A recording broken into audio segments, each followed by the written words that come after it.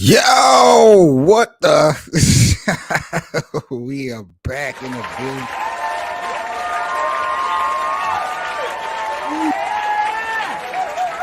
What's the vibes, y'all? Y'all already know how I'm rocking this morning, man. Let's get into the show.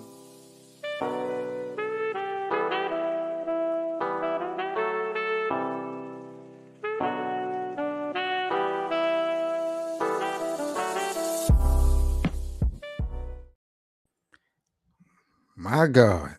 Yo, what is up with Rondo, bruh? I got to talk to the damn boss.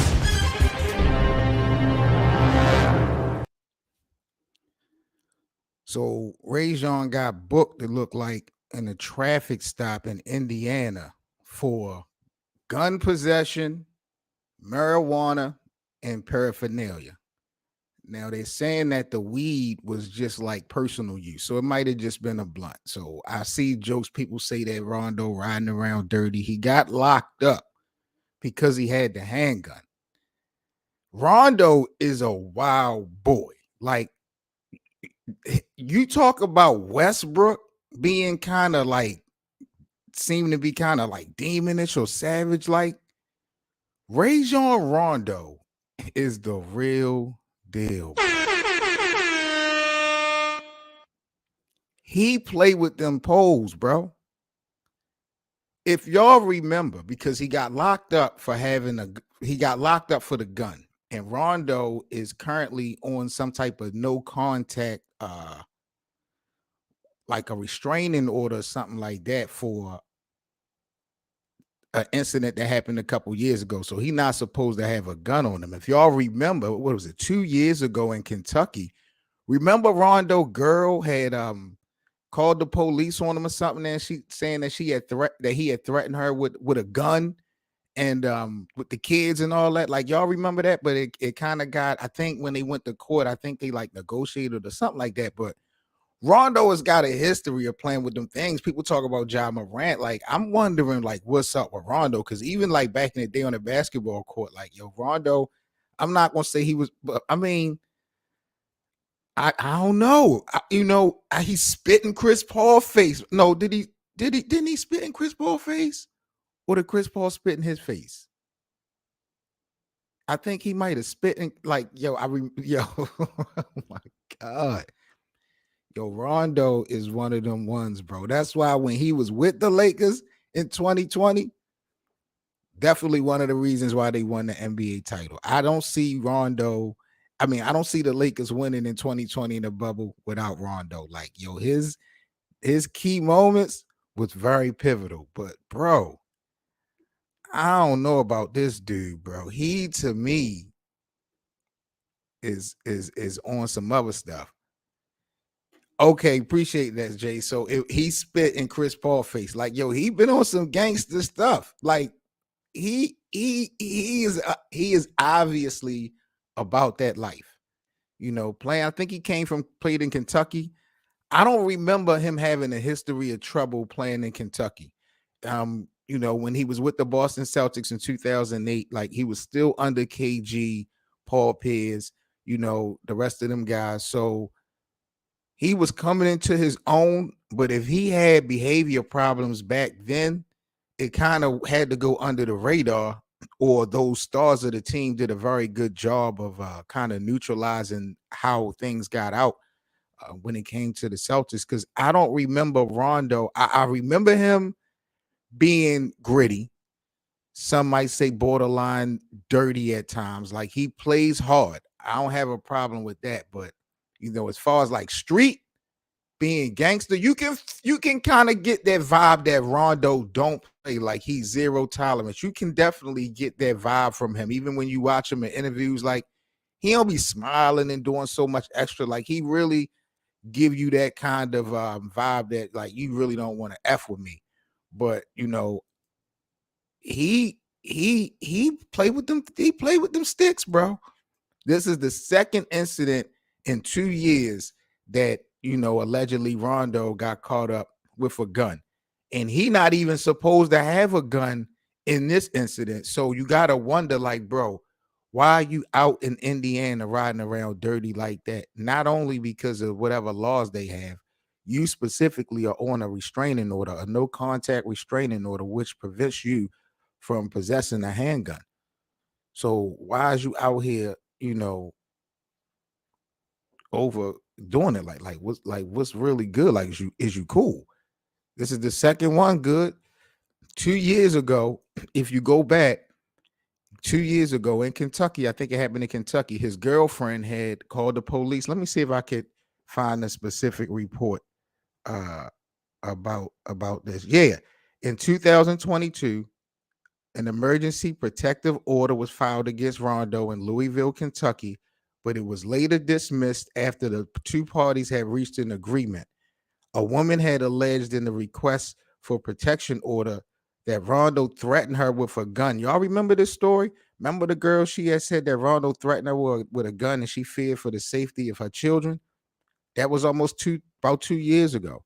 And Rondo ain't supposed to be carrying no guns. And now he riding out doing this thing. He wasn't causing no trouble. Like I said, he didn't have, like, he wasn't like he was selling drugs and nothing like that. It probably was like a blunt or something like that, because they didn't lock him up for the weed. I don't even know what the marijuana laws is in Indiana, but he ain't playing. He not moving smart. But I'm not gonna say he's not moving smart, because maybe this is how he has to move. But I'm interested into knowing. I'm gonna keep it real. I'm interested to know what the hell is going on, bro, because he played with them sticks, bro. He definitely playing with them sticks. He's out here. He ain't playing. So I'm not fooling around with Rondo. Y'all talk about Ja Morant is the gangster of the NBA. I know Rondo is out of the league, bro, but shit, I gotta talk to the damn bosses, bro.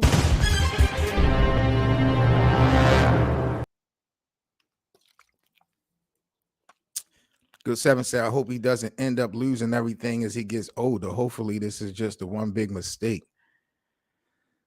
Nah, bro. We black people, we niggas, respectfully, we don't make one big mistake. We very seldomly do we learn our damn lesson. Like, let's keep it our damn buck. And like I said, he's currently on a restraining order. He know he can't be playing with these guns. You understand what I'm saying? So it's just like, bruh, if your life is being threatened, if you live in that life after the NBA, which would make no sense to me, but sometimes you're just a product of your environment. If you live in that life, then hey, it is what it is. I ain't definitely faulting you for being strapped, but man, you getting caught up. Now you're getting locked up. The media is all on top of it, and you have a history now. You know what I'm saying? Like, I don't know if certain corporations and stuff might want to rock with Rondo moving forward. He might have some business deals down the pipeline that people might not want to mess with him no more. You know what I'm saying? Because he out here, on that type of time, bro. Like, you never know how it play out. He might not be interested in TV now, but what if he might want to be on TV in a year or two? What if that might interest him, and he might get alienated from getting them type of jobs because boy is bugging out. Boy is bugging out, bro. I'm gonna go back and look and see. Like I want to look at some of the craziest moments of Rajon Rondo, because I gotta talk to the bosses, bro. What? My God. Y'all see what Jason Kidd. Jason Kidd just said Luka is better than Dirk. Really? He's in the atmosphere of MJ, the best to ever.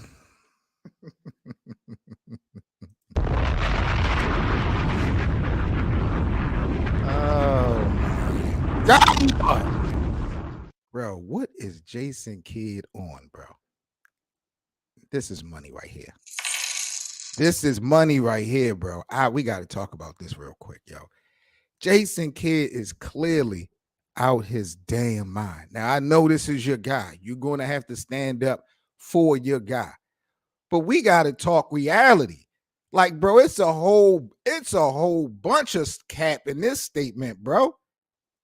And I don't want to be disrespectful to Luka because I just watched Luka score 73 points the other night. I did.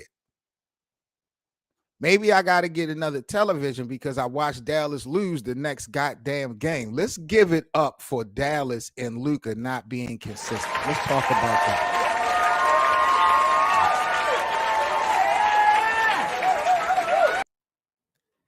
If we're talking about the bag, who has the greater bag? I'd say Luka probably is a better over. I think Luka probably has more skill set than Dirk Nowitzki. The things I'm seeing Luka do night in and night out, I've never seen Dirk Nowitzki do. I've never known Dirk Nowitzki to be the best in various categories, being able to play various positions on a night in and night out. Saying that Luka is better than Dirk, I'm not mad at, but Luka is not greater than Dirk Nowitzki. And that's the problem I have with this part of Jason Kidd's statement. And this is why I got to talk to the bosses about Jason Kidd, because this is all cap. Yes, I agree. He is better than Dirk. He has a better upside than Dirk, and he may have a greater resume when it's all said and done. But right now, Jason Kidd, you wouldn't even have a damn ring if it wasn't for Dirk Nowitzki. Are we big? Wait a minute, bro. This is unbelievable. You all already know how I'm gonna do. I'm not gonna sit up here and be the analytics guy, bro. You know, I'm just gonna talk it how I talk it. I'm gonna pop it how I pop it. And Jason Kidd would not be a damn champion right now if it wasn't for Dirk Nowitzki. And we all know a lot of these jobs in the NBA, whether it's a head coach or whether it's getting a job on ESPN or getting them type of jobs, they go for the champions first. Jason's Kidd career after basketball might not even been the same if it wasn't for the championship that he won thanks to Dirk Nowitzki. He might not be a head coach right now of the Dallas Mavericks if it wasn't for Dirk Nowitzki, if you want to spin it. Bruh, this is crazy. And then to say he's in the atmosphere of MJ, LeBron, and Kobe. How? What has Luke?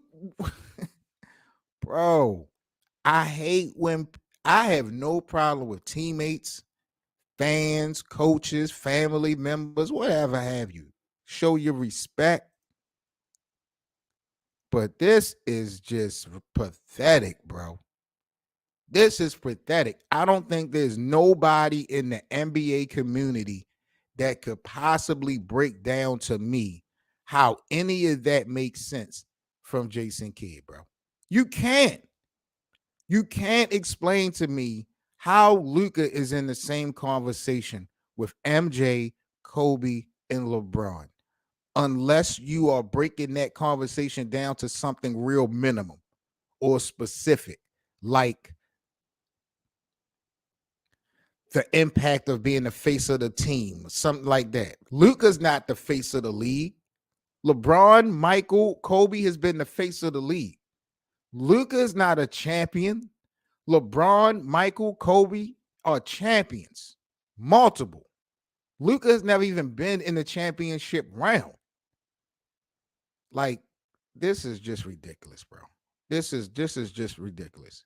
And like I said, if you are greater than someone, I'm not speaking on them being better than you. Yes, Luka is better than Dirk Nowitzki as far as talent go, as far as playing the game of basketball. And again, maybe at the end of the day, his career may be greater than Dirk when it's all said and done. But right now, his career is not greater than Dirk Nowitzki. And Jason Kidd need to be ashamed of himself for putting this out there like that. If you want to give this guy some credit or some praise, don't disrespect Dirk, the guy that got you where you are. Say that Luka's better than Nikola Jokic or Joel Embiid or Anthony Davis. Say he's better than somebody active right now, since you want to pop it. This is just crazy, bro. I got to talk to the bosses about Jason Kidd, bro. I swear to God. I really do. I can't believe he said that. Some of y'all probably don't care. I can't believe that Jason Kidd had the audacity to say that. That's crazy. Clutch Points say we took 3 of the most decorated active coaches and asserted 5-man lineups of the best stars who've played with or for them. We got Popovich coaching David Robinson, Tim Duncan, Kawhi Leonard, Manu Ginobili, and Tony Parker. To me, that's the basic damn Spurs. Like, that's not really put together. Those guys actually played together, with the exception of David Robinson. And again, that shows you how great LeBron James is. I know we off topic. I don't really want to pop it, keep talking about LeBron, but LeBron beat these guys. These guys were together in 2013 and in 2014. They got their get back. You know, I'm not going to front on them. But this is crazy. But this is what Pop pretty much had to work with.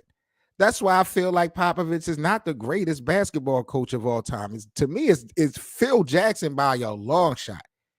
Everybody's saying Popovich is the GOAT. Like, how? But this is what he had to work with. So this is his squad. Then you got Doc Rivers. And Doc Rivers, as far as the guys that he is coach, if you want to put his 5, you got Embiid, KG, Tracy McGrady. That's the front court. The back court consists of Chris Paul and James Harden. That's pretty interesting. It's a pretty interesting 5. Would y'all put Tracy McGrady over Paul Pierce? I don't, Tracy McGrady was doing his thing, but Paul Pierce did his thing and was a champion. Like, I don't know about the Tracy McGrady, Paul Pierce thing. Embiid being the greatest center that Doc Rivers coach, I can jack that. KG at the 4, I can jack that. Harden, I guess, and Chris Paul for sure. The 3, they giving it to McGrady, and in Orlando, like, really? McGrady really, to me, was getting it lit in Houston. Then you got Eric Spoelstra. Now, Eric Spoelstra, this is kind of similar to Popovich. I'll admit that. We got Bam. We got Chris Paul. Wow, wait a minute. Wait a minute. Bam out of Bam? Did Shaquille O'Neal not play for this team in 2006 and win an NBA title?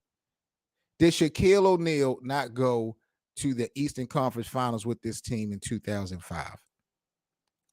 All day, every day. I'm putting Ronnie Cycli. Well, Ronnie Cycli wasn't coached. Oh, okay, I understand, because he wasn't coached by Eric Spoelstra. Okay. All right. I'm about to zap. Okay, cool. I'm bugging out. It's early. So Bam was the best center that Eric Spoelstra has ever coached. I think that's crazy, but it might be true. Chris Bosh at the 4, LeBron at the the 3, and then the back court, however you want to spin it, Jimmy Butler and D Wade. I guess I can't argue with that. I mean, that all kind of makes sense. Basically, it's the Miami 3, and then Jimmy Butler and Bam. So who is the best out of this group? I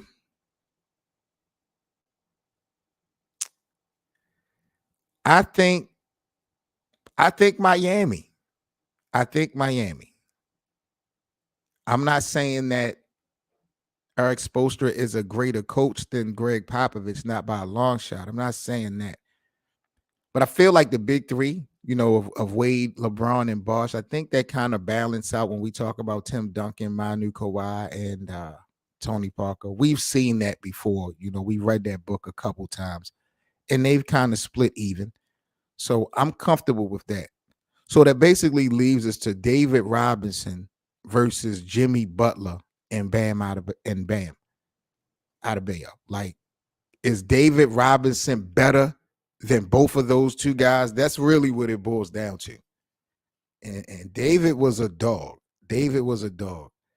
But I watched Shaq give David the blues. I watched Elijah One give David the blues. I watched Patrick Ewing give David the blues. And David have given all those guys workers too. I don't want to be disrespectful, but David over Jimmy, and David got the hardware. Jimmy ain't got no hardware. Bam ain't got no hardware. But it's something about their guts. It's something about Jimmy in the postseason. Like, Jimmy Butler, to me, in the playoffs is insane. So for the will reason alone, I think I would probably go with Bam and Jimmy more than David Robinson. I might be bugging out. I might be bugging out, but I think Miami got the better squad out of these three. Who do y'all think got the better squad out of these three teams? I think I'm going Miami number one, San Antonio number two, and Philly number three.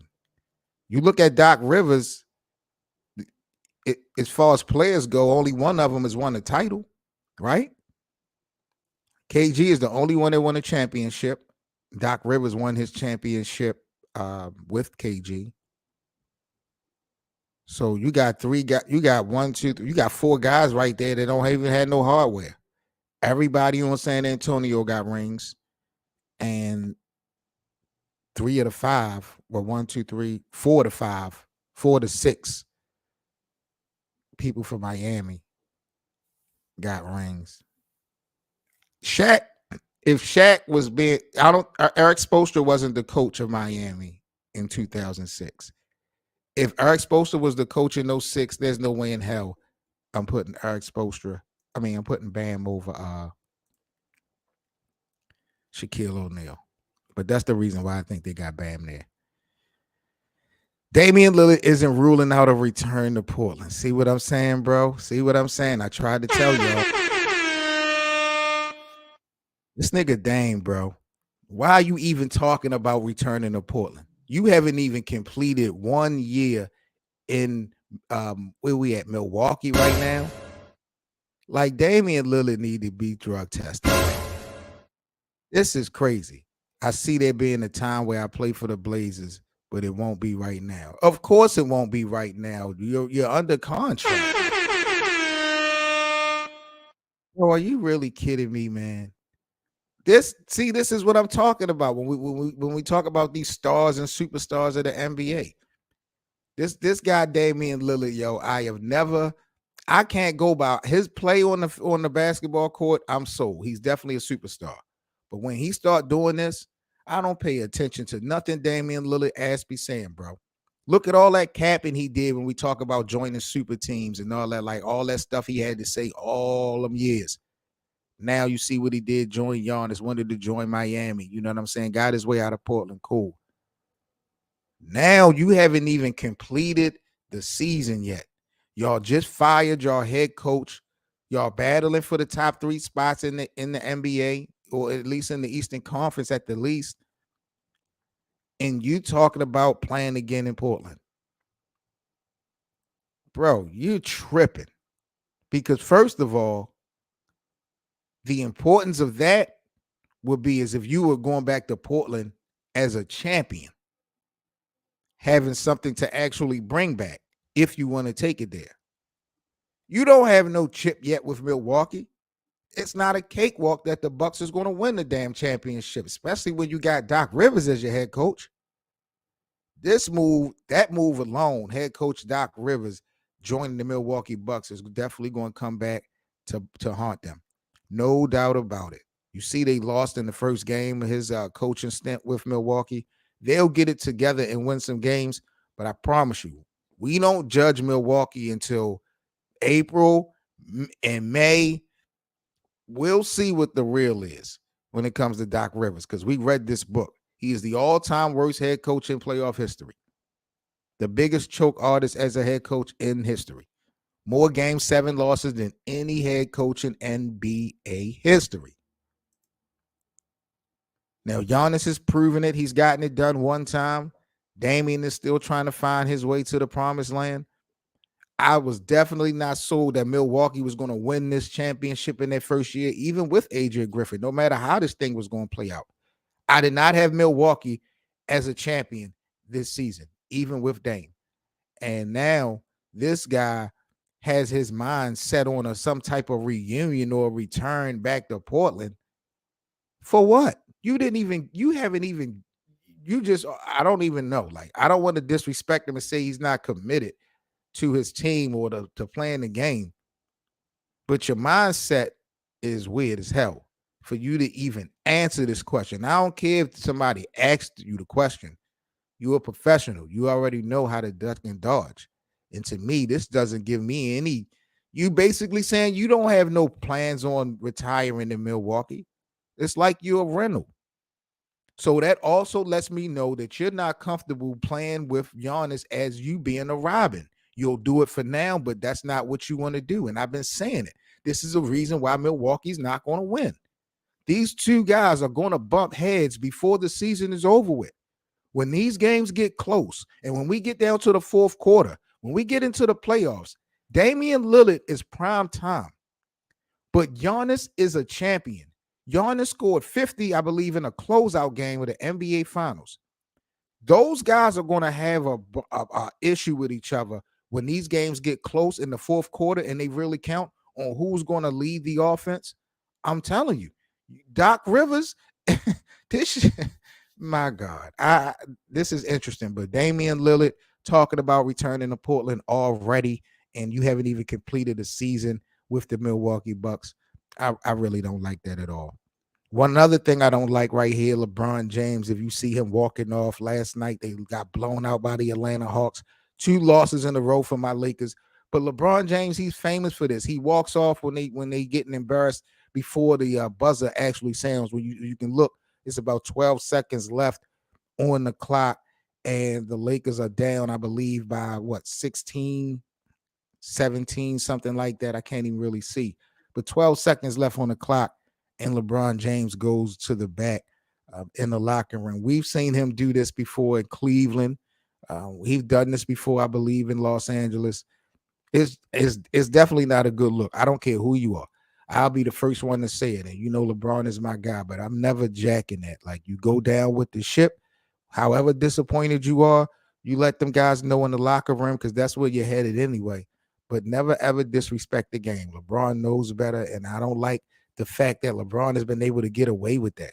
You know, I really felt like they kind of should have nipped that in the bud as far as a rule or regulation way before. How the hell you allowed to get up from the basketball game and walk off to the locker room if you don't have no injury or no real reason? Like, who the hell are you? Like, I don't like that. LeBron James is not bigger than the program. So that's kind of bugged out to me. Speaking of LeBron James, Mario Chalmers, this is another cat I don't really like too much. I never really liked Mario Chalmers, even when, you know, LeBron was in Miami. He kind of, he went on an interview talking about the altercation with him and LeBron. Y'all remember the altercation on the bench with him and LBJ? He said, we get to the bench and I'm like, you're the best player out here. Stop being a bitch and go play. See, bro, I don't like that, bro. LeBron James took offense to that. We all know bitch is LeBron's trigger word. I mean, that's every man's trigger word. And you not even like that. You are nowhere on the level of LeBron James when LeBron James was in Miami for you to be talking to him so disrespectful. And LeBron's a man, Mario Chalmers is a man, but you guys are also teammates. And if you don't have no respect for the guy, let it be known, not only publicly, let him know it. And I'm pretty sure you was around LeBron James a whole lot of time to let him know how you really feel. So LeBron could have addressed you directly. So it couldn't have been a whole bunch of teammates mediating and trying to separate and keep him off of your head. This is crazy.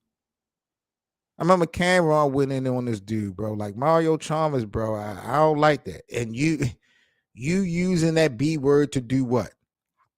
Hype LeBron up, motivate him? Come on, bro. That's I mean, it worked for in the game versus Golden State. It backfired for Draymond. But I never knew that he called LeBron James out his name. I wonder why LeBron had popped up out of his seat like that. So I want to go listen to this interview and hear what Mario Chalmers had to say in its entirety. But I've never really been a fan of dude, bro. I'm gonna keep it real. Kendrick Perkins say it's time for the Miami Heat and Jimmy Butler to go their separate ways. Oh, this is another dude. My God, bro. When have y'all ever heard something real from fucking Kendrick Davis? I'm gonna keep it a buck with y'all, yo. Ever since he sold out Kevin Durant, ever since he was like talking down on KD, bro, I lost all respect for Kendrick Perkins, bro. I knew that dude was gonna be like a company man. He was gonna be like a Stephen A. Smith Jr. Whatever ESPN wanted him to do, he was gonna do without no problem, bro. The way he was talking about his former teammates, bro, he's a goofy. He's always been a goofy, and then I've never really got no real basketball takes from this guy. He's an NBA champion. Played multiple years in the NBA. But I don't never get no real basketball vibe from Kendrick Perkins. Every time this man's speaking and I'm listening, it's always like a hot take or something like that. So now Jimmy Butler and Miami need to go their separate ways. He said they need to trade him to a team that can compete for a title this season. They aren't going to go on a run again. Jimmy Butler deserves to be a champion if Jimmy Butler can get it done. Why are we giving Jimmy Butler some alley-oop? Jimmy Butler is a great player. Jimmy Butler in the last 4 years has been in the NBA Finals 2 times. Jimmy Butler just can't get it done with what he has. That's on Jimmy. We're not sitting up. We're not, what the hell? We're not giving Jimmy no title. No, you got to work for it. NBA titles are so hard to get. That's why you only got one. On the backs of Kevin Garnett, Ray Allen, and Paul Pierce, and Doc Rivers, and the rest of those guys, Rondo, and the rest of those guys. Like, come on, man. Jimmy Butler has a job to do, and he's close, but no cigar. If he doesn't get there, then that's on Jimmy. But Jimmy doesn't deserve no alley-oop. He doesn't deserve to be put on a team that's tailor-made or, one beat away from winning a championship. That's corny to me. That's bogus to me. Jimmy Butler is part of Miami, that Heat culture. They build from the ground up there. So if they're going to lose, if Jimmy's going to go out and retire not a champion, as long as he's still under Miami, he's not going to lose no respect. He's a solidified Hall of Famer to me. I don't know about first ballot, but Jimmy Butler to me has solidified his spot as one of the best players in the game. But he don't need no alley-oop. You try to get it done with Miami. If you can't get it done with Miami, and if it mutually makes sense, then go ahead and part ways. But man, if they just don't win a championship and he decided to retire, his career to me was better than yours, and you got a ring. Jimmy Butler's career right now is better than Kendrick Perkins, and Kendrick Perkins got a ring. So I totally disagree with this take from Kendrick Perkins. I'm not going to say he don't know basketball, but I never get no basketball vibes from him when he's speaking, keeping it a buck. The Warriors plan to gauge the trade market for Andrew Wiggins and Chris Paul. I'm not surprised. That was probably the biggest, stupidest offseason move of the NBA. Chris Paul going to the Golden State Warriors was the stupidest move in the offseason of the NBA. Absolutely made no sense. This guy actually thought that he was going to be a starter on the Golden State Warriors. In what world? In what world?